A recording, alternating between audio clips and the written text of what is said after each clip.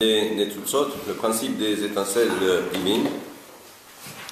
Et là, on va s'inspirer d'un autre ouvrage du Ari HaKadosh, qui est le Mevo She'arim. Bien que ce que nous avons vu la semaine dernière, et j'essaierai d'apporter quelques explications supplémentaires pour essayer de comprendre ce que nous avons vu la dernière fois sur le tableau. Mais dans le Mevo She'arim, c'est beaucoup plus explicite. C'est-à-dire que dans le Etz Chaim, il y a des notions qui s'entremêlent, mais on ne voit pas très bien quel est le lien. Et donc c'est pourquoi il est préférable de voir directement dans le Mevo She'arim, et là-bas, il explique en profondeur différentes notions. Donc il nous dit comme cela. Donc il y a plusieurs passages dans le Mevo She'arim.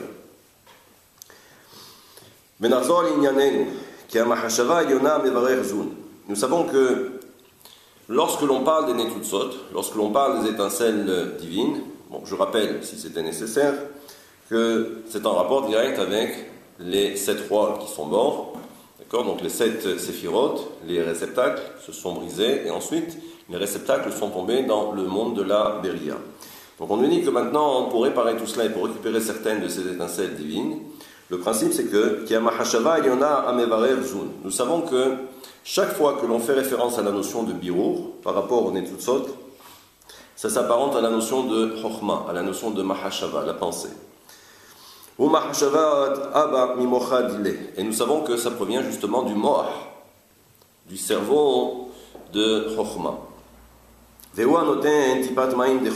que nous avons déjà dit, c'est que lorsqu'on parle de chokhma, on parle bien évidemment de Abba, Abba qui est le père. Rappelez-vous, chaque fois qu'il y ait un birur, pour qu'il y ait un tri, il faut qu'il y ait une relation entre chokhma et bina, ou entre Abba et Ima.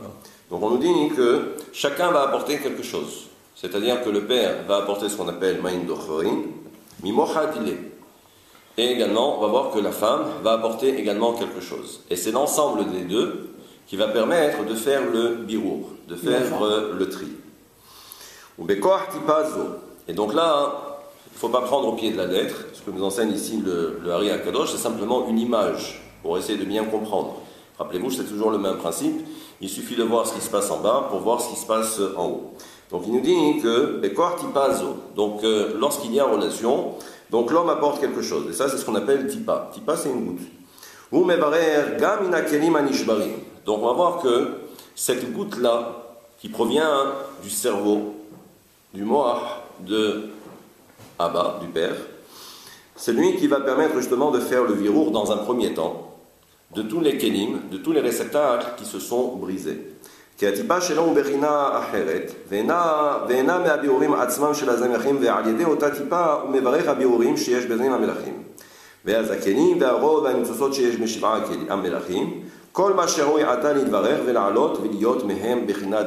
là, il précise bien que, si vous vous rappelez, durant les différents cours que nous avons vus ensemble, c'est que, ensuite, et ça va être explicité ensuite par le Mevo She'arim, où il dit que, en réalité, ce que va faire maintenant Chokhma et Bina, ou Abba et Ima, c'est qu'ils vont faire le birur de certains des réceptacles, mais qui seront nécessaires pour le monde de la Tzinout. Donc ça veut dire qu'il va falloir faire un tri.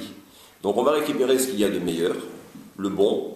Ensuite, c'est ce qui va permettre d'édifier l'ensemble du monde de la Hatzilut. Donc ça veut dire que tout le principe, c'est que déjà, c'est au niveau de la pensée du père que va s'établir ce tri.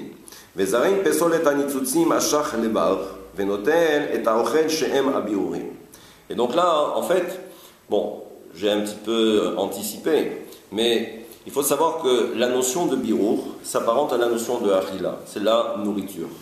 Chaque fois que l'on fait référence au tri, on fait référence à la notion de nourriture, la achila.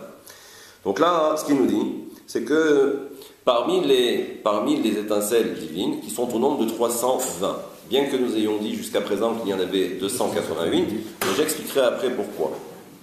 Mais là, pour l'instant, donc, il nous dit qu'il y a ce qu'on appelle shach nitzutzim, et ensuite, toutes les impuretés vont être mises de côté.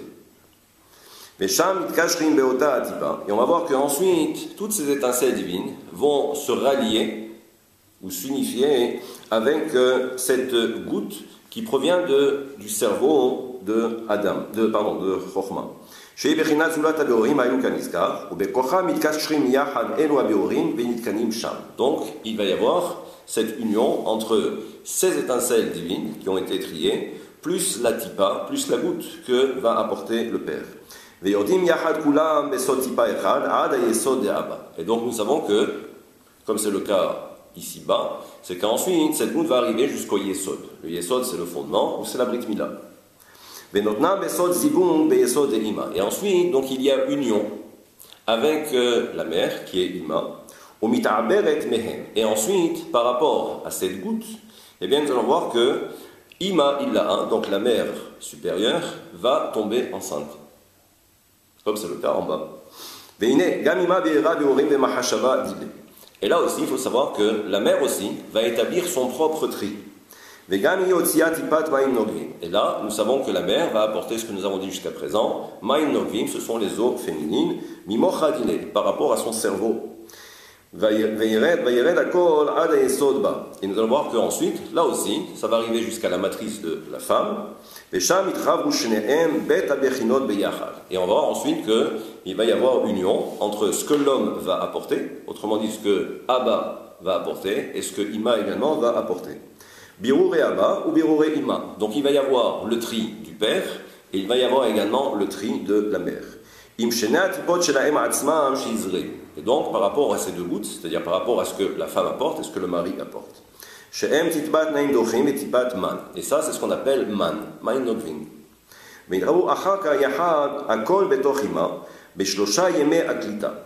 Et rappelez-vous, ça c'est un cours qu'on avait également fait, où on avait vu que il y a ce qu'on appelle Yemé Aklita. Yemé Aklita, c'est qu'il faut que pour l'instant, il faut que les deux puissent s'unir. C'est-à-dire les deux éléments, l'homme, ce que l'homme va apporter, et la femme, ce qu'elle va apporter. Mais ensuite, il faut qu'il y ait fusion entre les deux. Et ça dure pendant 3 jours. C'est les 3 premiers jours où à ce moment-là, donc on peut dire que le travail est en train de se mettre en place. Et donc c'est à partir de ce moment-là que la femme va tomber enceinte. Et en haut également, Ima va tomber enceinte. Et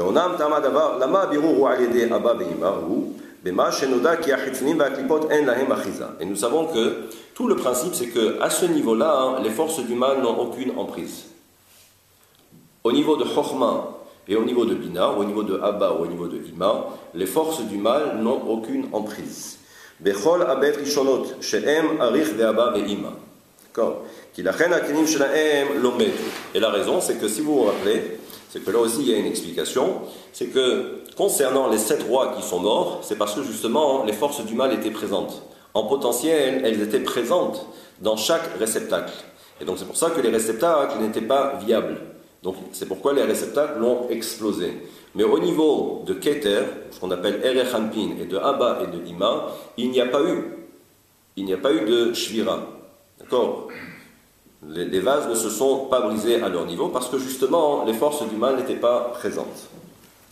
Benitza, כי בעלות ביאורים אלו במחשבה דאבא, אין יכולת אל השיגים אשר מעורבים ונאחזים בהם מקודם להישאר שם, והם נפרדים משם, ויוצאים בסוד ניצוצות דנפקה מכד אקטש ומנה בפרזלה, כנזכר בפרשת פקודי, כי אין כוח באותם הניצוצות להיותם שיגים, לסבול הכאת האומן ונפרדים משם.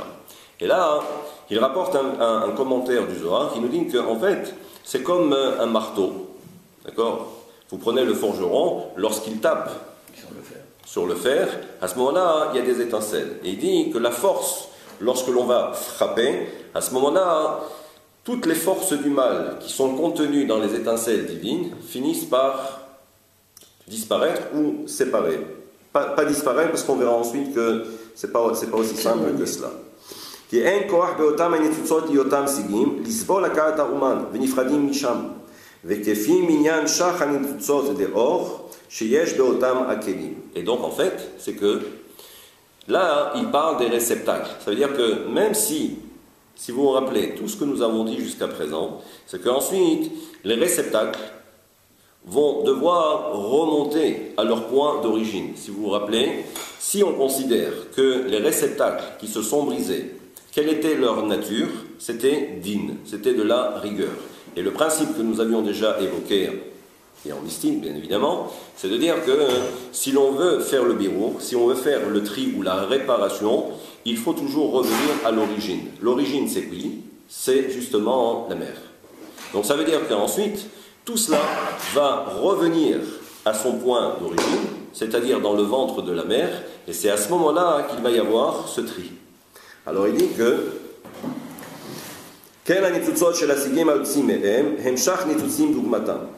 alors il faut savoir aussi que, on le verra peut-être un peu plus loin, mais je peux quand même déjà anticiper, c'est que si vous avez bien compris le système, c'est que on va récupérer chaque fois la quintessence, le nec plus ultra de chaque monde. Pour l'instant, on est dans le monde de la Hatzilut. Donc on va prendre ce qu'il y a de meilleur dans les réceptacles. Donc on va déjà faire un tri, et ensuite on va chaque fois se retrouver avec ces 320 étincelles. Mais ça veut dire aussi que, à l'intérieur de ces 320 étincelles, il y a également des impuretés. Et donc, on va les mettre de côté. Mais tout en sachant qu'ensuite, dans ces 320 impuretés, également, pour le monde qui est inférieur, qui est le monde de la Beria, là aussi, il va y avoir un autre tri. Mais la différence, c'est que si le premier tri a été orchestré au niveau de Ima, la mer supérieure, le deuxième tri va être orchestré non plus par Ima, par la mer, mais par Malchut. Pourquoi? Parce que Malchut, c'est la dernière séphira du monde de la Hatzilut, mais en même temps, c'est celle qui est à la tête du monde qui est inférieur, c'est-à-dire le monde de la Beria. Donc c'est vrai que dans le monde de la Hatzilut, elle est à la queue leu-leu, en fin de peloton, mais par rapport au monde qui est inférieur, elle devient la tête. Donc ça veut dire qu'ensuite, c'est à son niveau, au niveau de Malchut, que là aussi, on va établir un nouveau tri par rapport à toutes les impuretés qu'il y avait au niveau supérieur.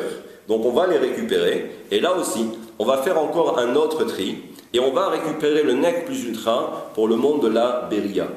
Et ensuite, ce que nous dira lui Kadosh, c'est que là aussi, pour le monde de la Yetzira, là aussi, on va récupérer les impuretés dont on ne s'est pas servi pour le monde de la Beria, et ensuite on va les trier pour que ces impuretés puissent à nouveau être triées, d'accord, épurées pour le monde de la Yetzira, et ensuite, lorsqu'on va arriver dans le monde de la Asiya, qui est le dernier monde, là aussi, on récupérera ce que l'on peut récupérer, et qui correspond au monde de la Asiya, mais tout en sachant que quoi? Tout en sachant que même là, il va y avoir encore des impuretés.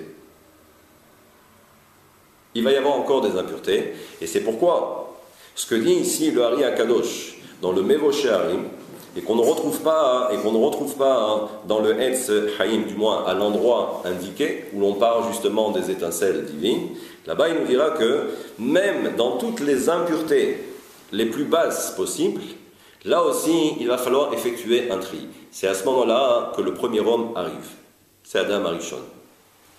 Donc ça veut dire que le pauvre, quelle va être sa mission? C'est de récupérer vraiment tous les déchets. Mais à l'intérieur de ces déchets, il y a encore aussi des étincelles divines qu'il va falloir également trier. Et ça, c'est tout le travail de l'homme. Et là aussi, ce que dit le Hari Akadosh, c'est que même dans les forces du mal, et là ça va être certainement une première pour vous, c'est que même dans les forces du mal, si vous vous rappelez, c'est un principe qu'on avait déjà évoqué plus d'une fois, mais vous l'avez peut-être oublié, c'est que il y a une véritable symétrie, tant au niveau de la Kedusha qu'au niveau de la Tum'a, au niveau de la pureté ou également de l'impureté, ou du côté du bien ou du côté du mal. Et il faut qu'il y ait une véritable symétrie. Ce que nous dira le Hari Akadosh, c'est que même dans les forces du mal, on va retrouver également le principe des 4 mondes. Hatzilut dans l'impureté, ça va vous paraître très bizarre, mais c'est écrit comme cela. Bria dans l'impureté, également Yetzira dans l'impureté, et également Asiya dans l'impureté. Mais ça veut dire que là aussi, même si il y a, on va dire, tous les déchets que l'on n'a pas pu récupérer, eh bien il va falloir également les trier pour permettre également à ces 4 mondes d'exister. Mais ça aussi, il restera encore quelque chose qu'il faudra encore trier, et ça aussi, c'est tout le travail de l'homme. D'accord? Alors je continue, et il dit comme ça, donc j'ai fait vraiment une grande parenthèse. Et il nous dit quoi? והרי עתה הובררו קצת, וכאשר ניתנים ביסוד אימה בסוד זיווג, חוזרים שם להשלים בירורים על ידי טיפת מן שלה. כי גם אם אין אחיזה אל השיגים בהיותם הכלים בתוכה, ומתבררים שנית. Donc, on voit qu'il y a un premier tri qui a été effectué par le père, par Abba. Il y a ensuite un autre tri qui a été effectué par la mère. והעניין כי נודע, כשהאומן מברך הכסף והזהב מהשיגים. Là, il nous donne un exemple pour essayer de bien comprendre. Il nous dit, regardez, lorsque l'on veut épurer un métal précieux, כאשר יצא ממחצבת האדמה, לא נתקנו בפעם ראשונה לגמרי, ובהכרח נשארים קצת סיגים מעורבים בהם, כי הסיגים היותר עבים ורעים יוצאים ונפחדים בפעם ראשונה. Donc il dit, lorsque l'on met le métal précieux dans le creuset, d'accord, à ce moment-là on le fait chauffer, d'accord, mais également toutes les impuretés vont sortir. D'accord, et elles vont disparaître. Il dit, mais ça, ce n'est pas dès la première fois. Et il dit, même lorsque le métal est maintenant précieux, eh bien, on épure encore une fois, jusqu'à ce que l'on devienne vraiment le nec plus ultra, c'est-à-dire la quintessence, la substantifique moelle du précieux, mon précieux.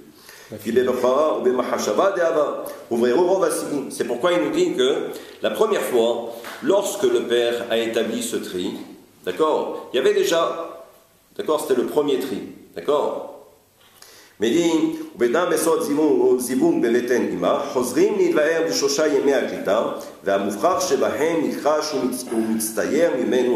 donc il nous dit ensuite, lorsqu'il y a fusion entre ce qu'a apporté le père et ce qu'a apporté la mère, à ce moment-là, pendant les 3 jours où on va établir cette fusion, mais au terme de ces 3 jours de fusion, à ce moment-là, le corps de l'enfant apparaît.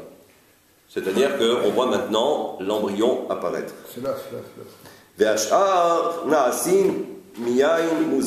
Et ensuite, on va voir que là aussi, même à l'intérieur du ventre de la mère, là aussi, il va y avoir encore différents tris. Et vous allez voir comment. Donc il rapporte pas mal de versets, il nous donne l'exemple du fromage. Vous allez me dire quel est le rapport avec l'histoire du fromage. Il dit même si vous faites du fromage, de toute façon il reste toujours quelque chose. C'est-à-dire que c'est vrai que le fromage va commencer à se constituer, d'accord, mais il reste toujours en bas un liquide, d'accord, mais qui n'est pas fromage. Et pourtant on voit que ça commence à se former. Mais là aussi, on s'aperçoit qu'il faut également encore épurer. Donc il rapporte pas mal de versets et pas mal d'explications. Donc il dit, וכן נעשית מהטיפת מים של ההזרעה, של הזרחה ושל הנקבה, שמתבררים בשושני הקליטה, והמובחר שבהם מצטייר אביין נבחרים השיגים מהם, ואחר כך, בכל חודש לחודש. Ensuite, il nous dit que chaque mois, ou tous les mois, si vous préférez, pendant la période de grossesse, מתברר יותר. On va voir que là aussi, il va y avoir un tri, au fur et à mesure. בירור אחר בירור, מעט מעט, בהמשך חודשי העיבור, עד שמגיע זמן הלידה, jusqu'au moment où l'enfant sort du ventre de sa mère. וגם אז מתברר יותר. Mais ne croyez pas surtout que, ça y est, le birour est terminé. Pourquoi? Donc il dit aussi que au moment de la naissance, que se passe-t-il? Ça veut dire qu'il y a l'enfant qui sort, mais il y a également beaucoup de choses qui vont sortir à ce moment-là. C'est-à-dire que le placenta, il y a beaucoup de choses, d'accord? Les os, d'accord? כי כל הפסולת יוצא בסוד דמים טמאים, בסוד אי אפשר לפתיחת קריה בלא דם, והמובחר מתהפך לחלב. Et ensuite, ce qu'il nous dit, c'est que ensuite, il y a également le sang de la mère qui va se transformer en lait pour allaiter le petit. Et on voit que là aussi, c'est-à-dire que tout ce que l'on n'a pas pu épurer, tout ce que l'on n'a pas pu trier pendant la période de grossesse, eh bien on va voir que le tri va continuer. Et ça veut dire que ce sang va se transformer en lait, et c'est ce qui va permettre à l'enfant de grandir. Et donc c'est ce qu'il nous dit. Et ça veut dire que même au moment où l'enfant va commencer à boire le lait de sa mère, bon, il va être allaité par sa mère, là aussi il faut comprendre qu'il y a un véritable birour, il y a un tri qui va s'opérer également à l'intérieur de l'enfant pour lui permettre ensuite de grandir.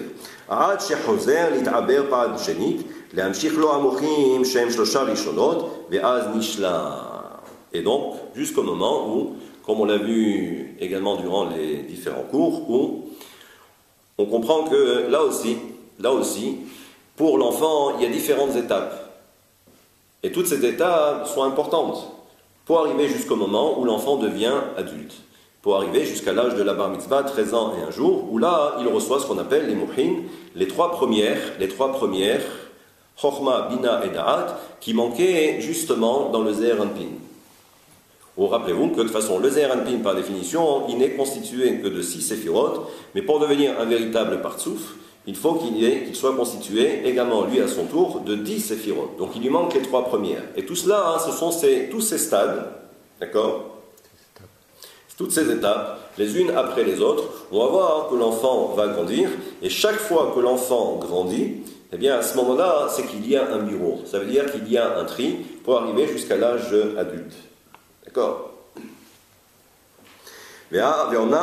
אחר שכבר הוגדלו ההישגים נפחו ממנו זמן רב, אין יכולה בהם לחזור לדבק בו אחר שנולד ויצא חוץ מאמו.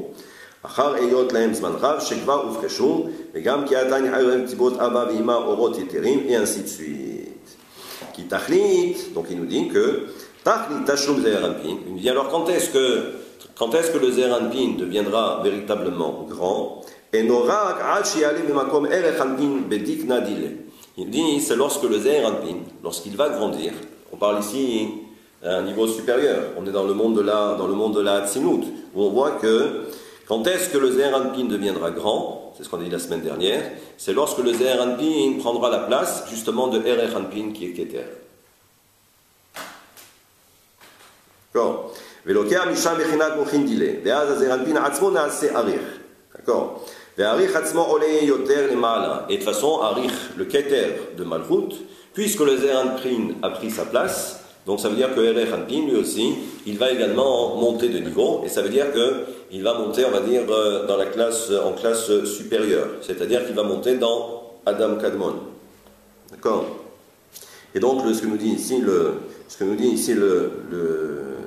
Ari Akadosh, c'est que ça fait référence justement à une Mishnah que nous avons lue il n'y a pas très longtemps, dans les Perkei Avot, où il nous dit Ben Hamesh Shanim la Mikra, qu'à l'âge de 5 ans, on doit commencer par lire le Chumash, d'accord, la Bible, et ainsi de suite. Et là, il nous dit, c'est justement en rapport avec le Ze'er Anpin. Ce sont toutes les étapes du Ze'er Anpin pour arriver jusqu'à l'âge adulte. Mais ça veut dire aussi que pour devenir quelqu'un de grand, pour devenir mature et adulte, là aussi, on s'aperçoit qu'on a besoin de certaines connaissances. Donc, il y a certaines études. Et ce sont ces différentes études qui vont permettre au Ze'er Anpin de grandir et de progresser sur le plan spirituel.